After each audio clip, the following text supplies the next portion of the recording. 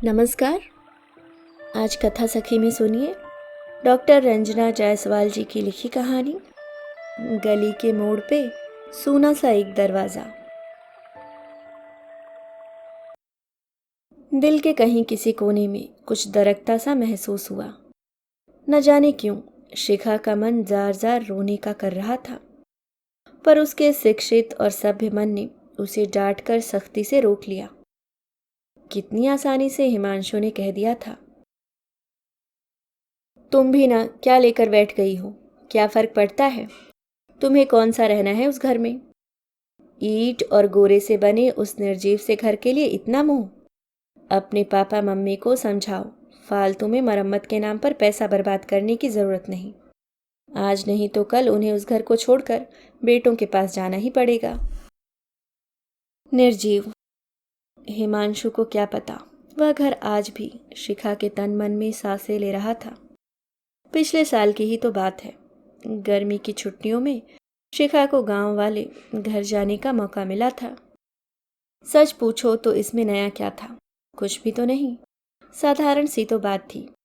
पर न जाने क्यों जर्जर होती उस घर की दीवारों को देखकर मन कैसा कैसा हो गया था। आखिर उस घर में बचपन बीता था उसका।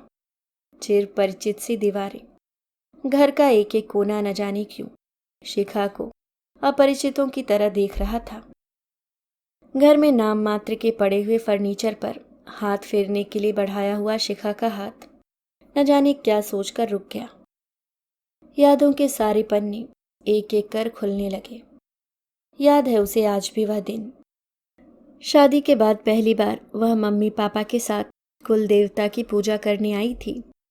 लाल महावर से रचे शिखा के पैरों ने जब घर की चौखट पर कदम रखा तो लगा मानो घर का कोना कोना उसका स्वागत कर रहा था। शायद इंसानों की तरह घरों की भी उम्र होती है।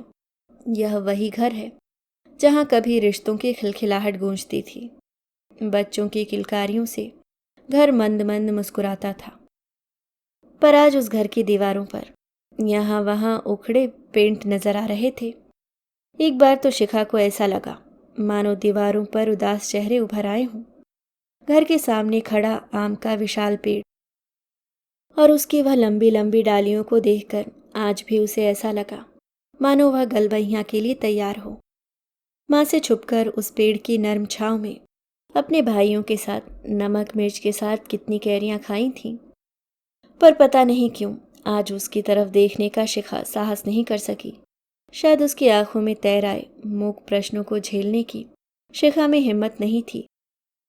एक एक करके उस घर के सारे परिंदे इस घोंसले को छोड़कर नए घोंसले में चले गए और ये घर चुपचाप जर्जर और उदास मन से उन्हें जाता देखता रहा।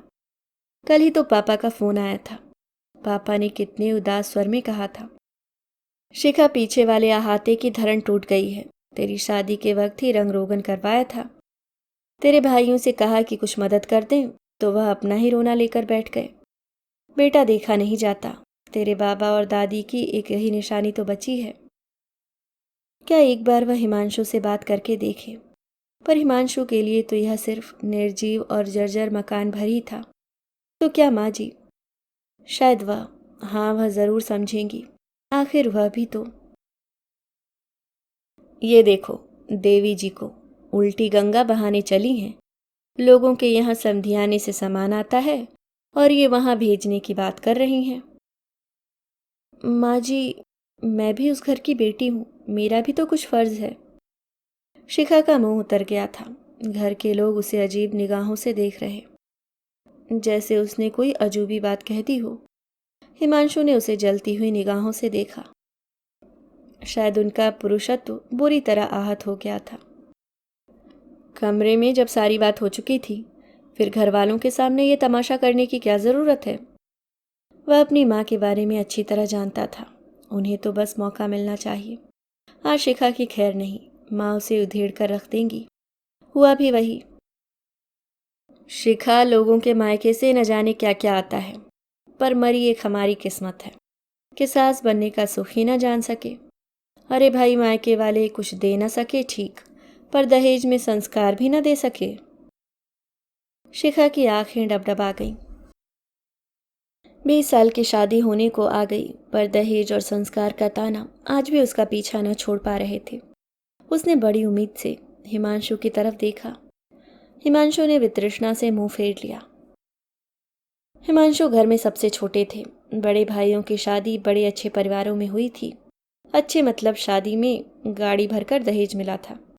माँ जी की नज़र में अच्छे परिवार का मतलब यही था। माँ जी के पास कभी त्योहार तो कभी शगुन के नाम पर उपहार स्वरूप कुछ न कुछ समधियाने से आता ही रहता था। शिखा एक मध्यवर्गीय परिवार की इकलौती लड़की थी। पिता ने अपनी हैसियत के अनुसार सब कुछ दिया था, पर उसकी जिंदगी माँ जी की कसौटी पर कभी खरी न उतरी। ऐसा नहीं था कि माँ जी चांदी का चम्मच लेकर पैदा हुई हों। बचपन से लेकर जवानी तक उनका जीवन संघर्षों में ही बीता था। पापा जी एक साधारण सी नौकरी ही करते थे, पर बच्चों को किस्मत लक्ष्मी की वर्षा होने लगी। माँ जी को तो मानो मुंह मांगी मुराद पूरी हो गई। जो रिश्तेदार कब का उनसे मुंह फेर चुके थे, एक एक कर जुड़ने लगे थे। माँ जी भी उन पर खुले हाथों से पैसा लुटाती। शिखा ने कई बार दबे स्वर में हिमांशु से इस बात को कहा भी था। इस तरह पैसा लुटाना कहाँ की समझदारी है। पर माँ जी के फैसले के विरुद्ध जाने की किसी की भी हिम्मत नहीं थी। शिखा माँ का जीवन सिर्फ संघर्ष में ही बीत गया। अगर उन्हें इन सब चीज़ों से खुशी मिलती है तो तुम्हें क्या दिक्कत है? दिक्कत? हिमांशु, बात दिक्कत की नहीं, पर माँ जी जिस तरह से। तुम फालतू का दिमाग मत लगाओ। अगर भैया भाभी को दिक्कत नहीं तो तुम क्यों फुदक रही हो? शिखा हिमांशु को देखती रह गई। क्या कहती? दिक्कत तो सभी को थी, पर माँ जी से कहने की हिम्मत किसी को भी नहीं थी। कितनी बार चौके में जेठानियों को कसमसाते देखा है। पिछले साल मौसी जी के इलाज के लिए माँ जी ने 1 लाख रुपए दे दिए थे, तो अभी पिछले महीने घर में काम करने वाली की बिटिया की शादी के नाम पर 10,000 और पैर पूजने के नाम पर कपड़े बर्तन और न जाने क्या क्या। कभी मंदिर तो कभी जागरण के नाम पर हर महीने कुछ न कुछ जाता ही रहता था। उनकी मांगे सुरसा के मोह की तरह बढ़ती ही जा रही थीं। एक दिन बड़े भैया ने दबे स्वर में कहा भी था, माँ आप इस तरह से कभी सामान तो कभी पैसे बांटते फिरती हो। कल अगर हमें ज़रूरत पड़ेगी तो क्या हमें कोई देगा? मैंने लेने के लिए थोड़ी दिया है। तेरे पापा की कमाई से तो घर ही चल जाता, वही बड़ी बात थी। पर अब जब ईश्वर ने दिया है तो फिर क्यों न करूं? शिखा को ये बात कभी समझ न आई कि जिन रिश्तेदारों ने कभी बुरे समय में उनका साथ तक नहीं दिया, आज उन पर यूं पैसे लुटाना कहाँ तक सही था। शिखा, अपने कमरे में जाओ। हिमांशु की आवाज़ को सुनकर शिखा सोच की दलदल से बाहर निकल आई। पता नहीं क्यों एक अजीब सी जिद उसके मन में घर कर गई थी। आज वह बात करके ही जाएगी। माँ जी, गांव वाला मकान जर्जर हो गया है। उस घर से मेरा बहुत जुड़ाव है। बाबा दादी की आखिरी निशानी है। तो? माँ जी ने बड़े तल्ख स्वर में कहा। शिखा अपने आप को मजबूती से बांधे खड़ी हुई थी। हिमांशु हमेशा की तरह उसे अकेला छोड़ अपने परिवार के साथ खड़े थे। इन बीते सालों में शिखा इतना तो समझ ही चुकी थी कि आज वह खुद के लिए खड़ी नहीं हुई तो कोई भी उसके लिए खड़ा ना होगा। वैसे भी अपनी लड़ाई खुद ही लड़नी होती है। जानती थी वह यहाँ जो होगा सो होगा। बंद कमरे में 4 दीवारी के बीच महीनों तक शिखा और हिमांशु के मध्य एक शीत युद्ध भी चलता रहेगा। पर आज नहीं तो शायद वह कभी भी कह नहीं पाएगी, माँ जी, मैं उस घर की मरम्मत के लिए कुछ पैसा भेजना चाहती हूँ। शिखा का गला सूख गया। पता नहीं अब कौन सा भूचाल आने वाला था। सब उसे ऐसे देख रहे थे जैसे अभी ही निकल जाएंगे। देख लो क्या जमाना आ गया है। बहू बेशर्मों की तरह मायके के लिए पैसे मांग रही है। एक जमाना था लोग बेटी के घरों का पानी तक नहीं पीते थे, और यह अपने मायके के लिए ससुराल से पैसे मांग रही है। तेरे भाई भी तो हैं, तेरे पापा उनसे क्यों नहीं मांग लेते? पापा ने उनसे भी कहा था, पर बड़े भैया के अपने ही बहुत सारे खर्चे हैं और छोटे वाले ने पहले ही अपने मकान के लिए लोन ले रखा है। इसलिए मतलब यहाँ कोई पेड़ लगा है? कल बाप के मरने के बाद हिस्सा हथियाने तो सबसे पहले चले आएंगे। एक बार भी नहीं सोचेंगे कि बहन का भी तो हक बनता है। जब उन्हें कोई चिंता नहीं तो तुम क्या हो? न 3 में न 13। तुम काहे चिंता में गली जा रही? शिखा की अंतरात्मा शब्दों के बाड़ों से पूरी तरह छलनी हो चुकी थी। पर माँ जी, बेटी का हक सिर्फ जीवन भर पाने का नहीं होता। 9 महीने तो उसे भी पेट में रखा होता है। फिर जिम्मेदारी के नाम पर यह भेदभाव क्यों? एक लड़की को जीवन भर ये समझाया जाता है कि उसे पराये घर जाना है, पर वह पराया घर भी उसे ताउम्र पराया ही समझता है। जीवन गुजर जाता है एक लड़की को यह समझने में ही कि उसका अपना घर कौन है। आप भी तो इस घर की बहू हैं, और मैं भी। पर हमारे अधिकारों और कर्तव्यों में ये भेद क्यों?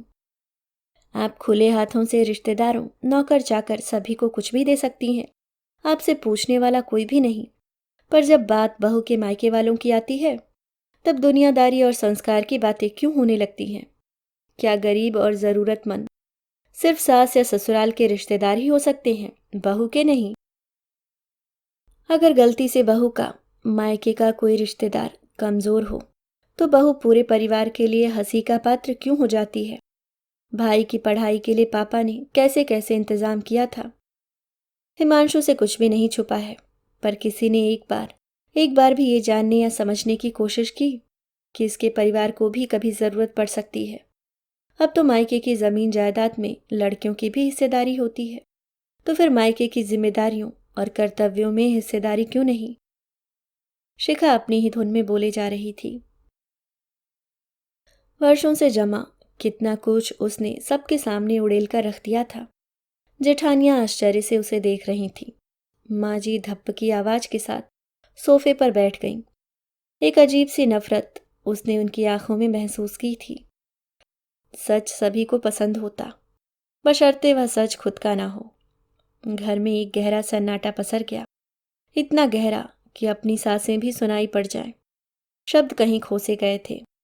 इतने वर्षों में शब्द तो यदा कदा चुभते ही रहते थे, पर आज सबका मौन बुरी तरह चुभ गया था। किसी के पास कोई जवाब नहीं था, और शायद इस सवाल का जवाब कभी मिले भी नहीं। हम जीवन भर इस बात के लिए लड़ते हैं कि सही कौन है, पर सही क्या है, क्या किसी ने कभी सोचा है?